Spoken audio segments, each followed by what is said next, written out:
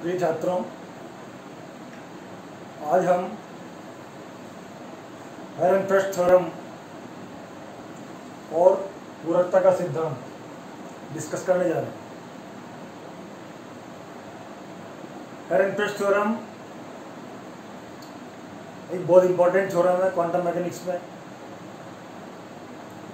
जो classical particle के behaviour यानी चिरसम्मत यांत्रिकी में जो कण का व्यवहार होता है और क्वांटम यांत्रिकी में कण जिस प्रकार से व्यवहार करता है, तो उनके बीच में एक रिलेशनशिप एस्टेब्लिश करता है, उनके बीच में संबंध स्थापित करता है। जैसे यदि चिरसम्मत यांत्रिकी के अनुसार हम किसी भी गतिशील कण की वेलोसिटी को मेजर करना चाहें, तो उसके लिए हम समीकरण क्या लिखते हैं? v बराबर dx/dt। जैसे एक्स डायरेक्शन में मूव कर रहा है कोई पार्टिकल, तो उसके लिए हम वेलोसिटी लिखेंगे dx/dt equal to momentum upon mass. Okay, dx/dt equal to px/m। और जो पार्टिकल जो कंजर्वेटिव फोर्स फील्ड में मूव कर रहा है, तो उसमें फोर्स का जो मान है वो स्थितिज ऊर्जा फलन के ग्रेडियंट के नेगेटिव मान के बराबर होता है।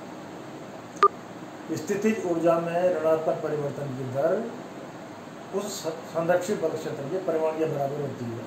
तो इसके लिए यदि हम वन डायमेंशनल एक कंपोनेंट लिखें, fx लिखें, तो fx क्या होगा आपका? dpx/dt and dpx/dt will be minus delta v upon delta x. This is partial derivative. Delta v upon delta x. तो ये क्लासिकल पार्टिकल के लिए हम बात करें। अब जहां तक x, px या v इनका प्रश्न है, क्लासिकल मैकेनिक्स में ये वेरिएबल्स इंस्टेंटेनियस वेरिएबल्स हैं, यानी एक पर्टिकुलर क्षण पर एक मान है। लेकिन क्वांटम मैकेनिक्स में हम जानते हैं कि सीधे सीधे किसी भी पार्टिकल के डायनामिकल वेरिएबल्स को हम नहीं निकाल सकते। तो हमें क्या करना होता है? हमें उस सिस्टम पर आइगन स्टेट्स में मेजरमेंट करना होता है। जब हम मेजरमेंट करते हैं तो उस पर्टिकुलर स्टेट के लिए जो इंस्ट्रूमेंट है आपका, उसके कोरस्पॉन्डिंग जो ऑपरेटर है, उस ऑपरेटर की आइगन फंक्शन या आइगन स्टेट के संबंधित एक वैल्यू प्राप्त होती है। तो ऐसा जो आपका सिस्टम है उसकी केवल एक आइगन स्टेट नहीं होती, उसकी बहुत सारी आइगन स्टेट होती है। तो आपने फिर क्या किया कि सिस्टम को दोबारा उसी स्टेट में प्रिपेयर किया और फिर आपने मेजरमेंट किया, फिर आपने तीसरी बार मेजरमेंट किया। तो हर बार आप जब मेजरमेंट करते हो तो सिस्टम अगर किसी आइगन स्टेट में है तो रिजल्ट ऑफ मेजरमेंट मेरा वही आएगा। लेकिन अगर सिस्टम आर्बिट्ररी स्टेट में है तो आफ्टर द मेजरमेंट सिस्टम उसकी किसी एक आइगन स्टेट में चला जाएगा और आपको डिफरेंट आइगन वैल्यू मिल जाएगी। जैसे फॉर एग्जांपल किसी क्वांटम सिस्टम के लिए जो फिजिकल क्वांटिटी जिसमें हम इंटरेस्टेड हैं, उससे कॉरस्पॉन्डिंग ऑपरेटर कैपिटल क्यू है। कैपिटल क्यू किसके संगत? एक ऐसे डायनामिकल वेरिएबल क्यू जिसको कि हम मेजर करने में इंटरेस्टेड हैं। अगर psi1, psi2, psi3, psi4 and so on, psi n, बहुत सारी ऐसी आइगन स्टेट्स हैं, तो आप जब भी मेजरमेंट करोगे तो सिस्टम उस ऑपरेटर की किसी एक आइगन स्टेट में चला जाएगा और उसे कोरस्पॉन्डिंग वैल्यू मिल जाएगी। जैसे psi2 स्टेट में गया तो उसके कोरस्पॉन्डिंग वैल्यू आ गई आपके पास q2। अगर psi4 स्टेट में गया तो उसके कोरस्पॉन्डिंग वैल्यू क्या आ गई आपकी q4 एंड सो ऑन। तो आप क्या करते हैं? क्वांटम मैकेनिक्स में बार बार मेजरमेंट करते हैं for the similarly prepared state. तो हम सिस्टम को एक ही तरीके से तैयार करते हैं और बार बार मेजरमेंट करते हैं, तो बार बार कोई न कोई आइगन वैल्यू उसकी आती है। तो जो उस पर्टिकुलर वेरिएबल के लिए एक वैल्यू नहीं है कोई, उसकी हम क्या निकालते हैं, क्या डिफाइन करते हैं? उसकी प्रत्याशा मान या एक्सपेक्टेशन वैल्यू डिफाइन करते हैं। एक्सपेक्टेशन वैल्यू क्या है? जो अपन क्लासिकल फिजिक्स में एवरेज की बात करते हैं, वही यहाँ पर एक्सपेक्टेशन वैल्यू है। तो expectation value of dynamical variable ये हमने डिफाइन किया था, integral psi star Q psi D tau, नीचे एक टर्म और आती है upon integral psi star psi D tau. अगर साई नॉर्मलाइज्ड है तो आपका जो डिनोमिनेटर है वो 0 हो जाएगा, अगर फंक्शन नॉर्मलाइज्ड है तो साई नॉर्मलाइज्ड है साई स्टार साई 1 हो जाएगा। अब आपका कोई भी डायनामिकल सिस्टम, यदि हम इसका बिहेवियर देखना चाहते हैं कि किस प्रकार से जो डायनामिकल वेरिएबल है उसके मान में परिवर्तन हो रहा है, तो मान तो एक वैल्यू है नहीं, वो क्या आपके पास एक्सपेक्टेशन वैल्यू है। तो एक्सपेक्टेशन वैल्यू को हम इसका टाइम बिहेवियर, इसका टाइम वेरिएशन यदि हम डिटरमाइन करना चाहें तो ये क्या हो जाएगा, D upon D T of Q equal to D upon D T of, ये मान डाल दिया आपने, integral psi star Q psi D tau. यहाँ पर 3 टर्म है तो डिफरेंशिएशन आपको 3 टर्म का करना पड़ेगा सक्सेसिवली।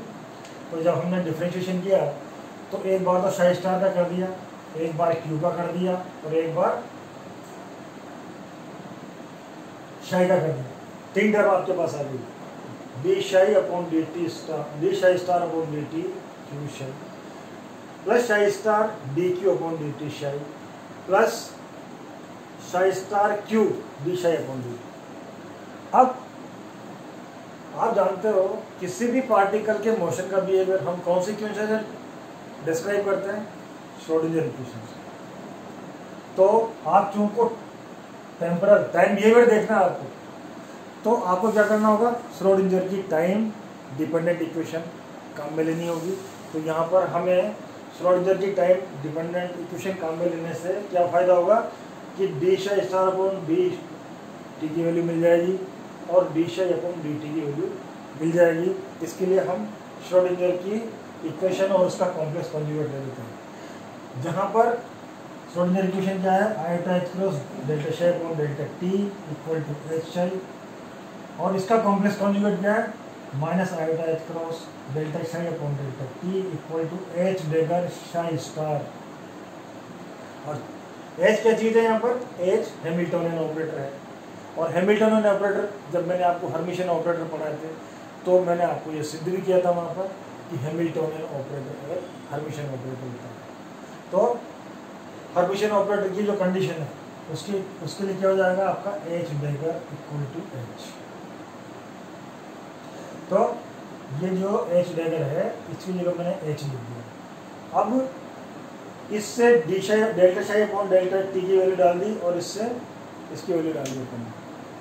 ओके, तो delta psi upon delta T is equal to minus iota upon H cross H psi and D psi upon D T, ये बन जाएगा आपका plus iota upon H cross H psi star. ये दोनों value आप डाल दो यहाँ पर। ओके, यहाँ पर डी को आप डेल्टा से रिप्लेस कर दो तो ये वैल्यूज आप यहाँ पर यूज कर सकते हैं। तो मेरे पास आ जाएगी D upon D T of Q equal to integral of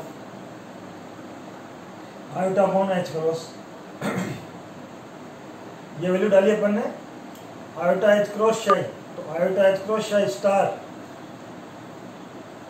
ये आ गई आपकी iota H cross psi star and remaining term are Q psi, तो ये Q psi D tau plus psi star, फिर क्यू का करना पड़ेगा आपको, तो delta Q operator upon delta T plus और multiplied by psi D tau, फिर आपको साई का करना पड़ेगा, तो तीसरी टर्म आपके पास आ जाएगी psi star Q minus iota upon H cross H psi D tau.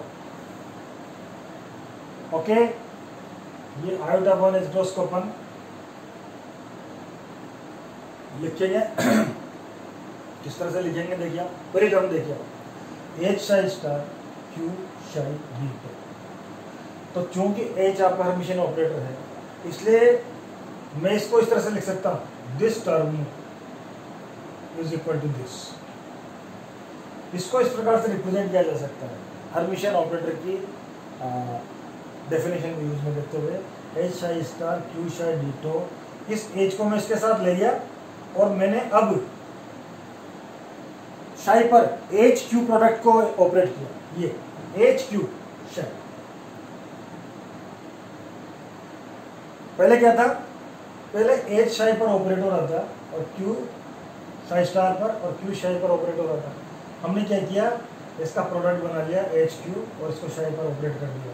तो ये दोनों वैल्यूज आपके बराबर है by definition of Hermitian operator. और ये जो चीज है सेकंड टर्म आपकी, ये integral psi star delta Q upon delta T शाई डी टो, ये क्या बन गई, ये आपकी D Q upon D T की एक्सपेक्टेशन वैल्यू बन गई। क्या बन गई, D P upon D T की एक्सपेक्टेशन वैल्यू बन गई। ओके, यहां पर एक काम और कर सकते हैं अपन कि क्योंकि हमने डिफरेंशिएशन में तो डी लिया है यहाँ पर, लेकिन जो वैल्यू सब्स्टिट्यूट की है हमने पार्शियल डेरिवेटिव की वैल्यू सब्स्टिट्यूट की है, तो यहाँ पर मैं क्यू के साथ पार्शियल डेरिवेटिव यहाँ पर रख सकता हूँ डी की जगह। ओके, तो ये मेरा क्या बन जाएगा, डेल्टा बी अपॉन डेल्टा। यहाँ पर डी की जगह हमेशा मैं क्या लिखूंगा, डेल्टा बी अपॉन डेल्टा।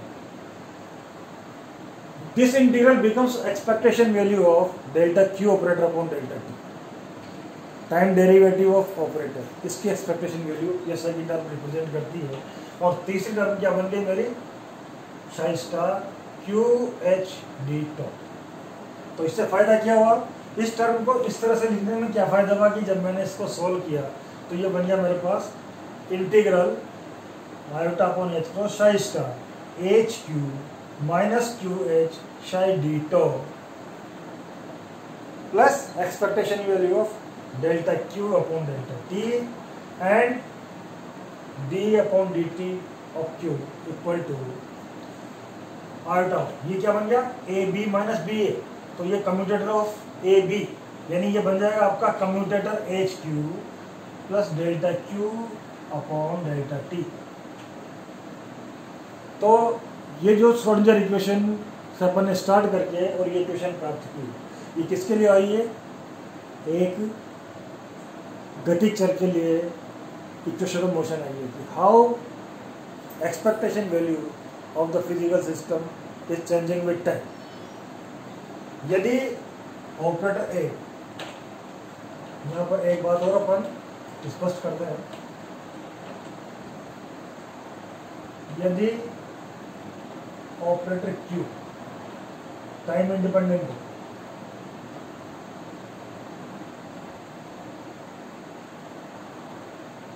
तो delta Q upon delta T इसकी एक्सपेक्टेशन वैल्यू क्या हो जाएगी, 0। और ऐसी अवस्था में हमारे पास आ जाएगा D Q upon D T equal to expectation value of iota upon H cross H Q.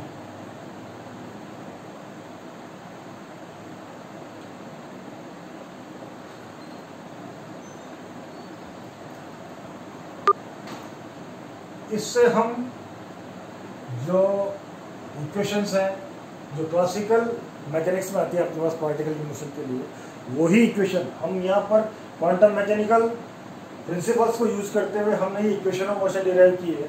और इससे हम क्वांटम इक्वेशन ऑफ मोशन जब प्राप्त करेंगे तो आप देखेंगे कि जो वेरिएबल्स ऑफ मोशन है जैसे एक्स है या पी एक्स है, इसमें उनकी इंस्टेंटेनियस वैल्यू के बजाय क्या जाती है, उनकी एक्सपेक्टेशन वैल्यू हो जाती है। तो for example if I take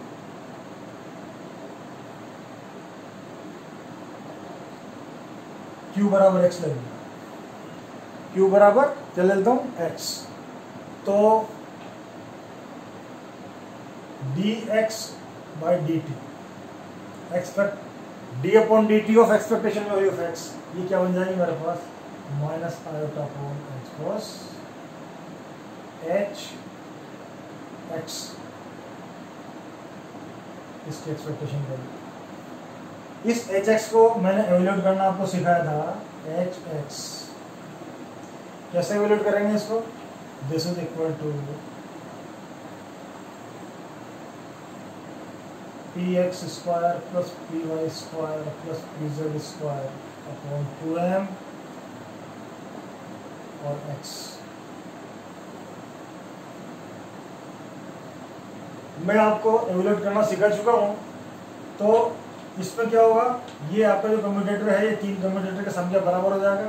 फिर स्क्वायर टर्म को आप px लिखेंगे, py लिखेंगे और कम्यूटेटर की प्रॉपर्टी लगाएंगे और फिर जो कम्यूटेशन रिलेशंस हैं x px के x py के उनकी वैल्यू अपन डालेंगे तो अपने पास ये रिजल्ट आएगा माइनस आएगा h plus px upon n। इस कम्यूटेटर की जो वैल्यू है ये आती है। तो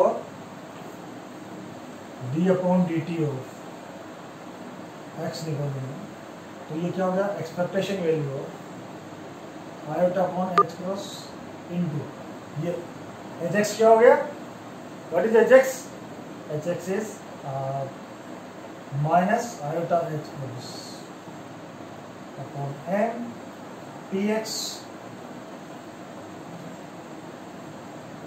so this is nothing, iota iota minus 1 minus minus plus तो h क्रॉस h हो गया आपका। तो this becomes expectation value px। ये पहली इक्वेशन आ गई आपके पास, d upon D T of x is equal to px upon n। हमने श्रोडिंगर इक्वेशन को सोल्व कर लेते हुए, श्रोडिंगर इक्वेशन को लेते हुए और किसी भी डायनामिकल वेरिएबल के लिए quantum mechanical definition expectation value से स्टार्ट किया और अपन ने ये रिजल्ट प्राप्त किया है, यानी एक्सपेक्टेशन वैल्यू ऑफ x, इसका टाइम डेरिवेटिव ये किसके बराबर होगा, px अपॉन m। px क्या है, px की एक्सपेक्टेशन वैल्यू, ये आपकी इंस्टेंटेनियस वैल्यूज नहीं है, ये सब क्या है आपकी एवरेज वैल्यू है। इसी प्रकार सेकंड केस में इफ q बराबर px ले लें तो d upon D T of px ये क्या बन जाएगा, iota upon h cross h।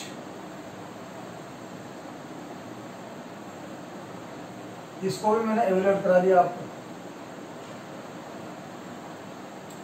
तो ये मैंने सिद्ध किया था h px, ये निकालना पड़ेगा आपको ग्रुप में, वहां पर परीक्षा में शो करना पड़ेगा। h px is equal to minus iota h cross delta v upon delta x। ये सिद्ध किया था मैंने मेरे पिछले लेक्चर में, सेकंड लेक्चर में।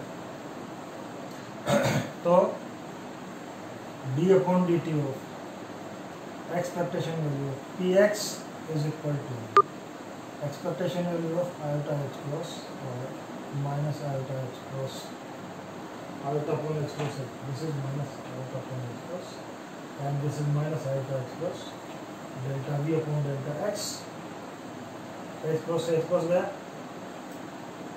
आयोटा से iota minus minus minus plus, so this is equal to, so sorry this was plus, so this is minus delta v upon delta x। this value was positive। अगर px h करेंगे तो minus आएगा, px h करेंगे तो उसकी value minus iota h plus delta v upon delta x है। तो इस तरीके से हम देखते हैं कि जो क्लासिकल इक्वेशंस में मोशन आती है, इक्वेशंस ऑफ मोशन आती है क्लासिकल मैकेनिक्स में, उसी तरह की इक्वेशंस ऑफ मोशन हम क्वांटम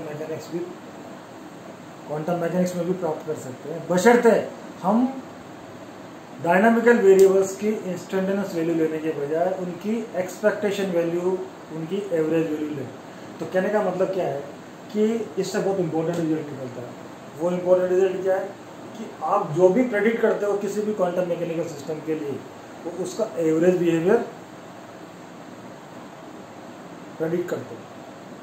आपने जो भी डायनामिकल वेरिएबल मेजरमेंट किए है किसी इंस्ट्रूमेंट की सहायता से, तो आपको उसका क्या मिल रहा है, एवरेज वैल्यू मिल रहा है।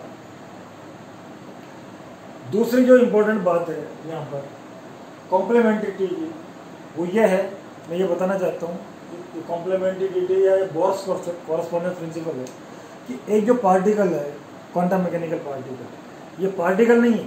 क्लासिकल मैकेनिक्स में तो पार्टिकल पार्टिकल है, लेकिन क्वांटम मैकेनिक्स में particle wave like behaviour show करता है। आप उसको क्या है मैटर वेव से शो कर, मैटर वेव से डिस्क्राइब कर रहे हैं।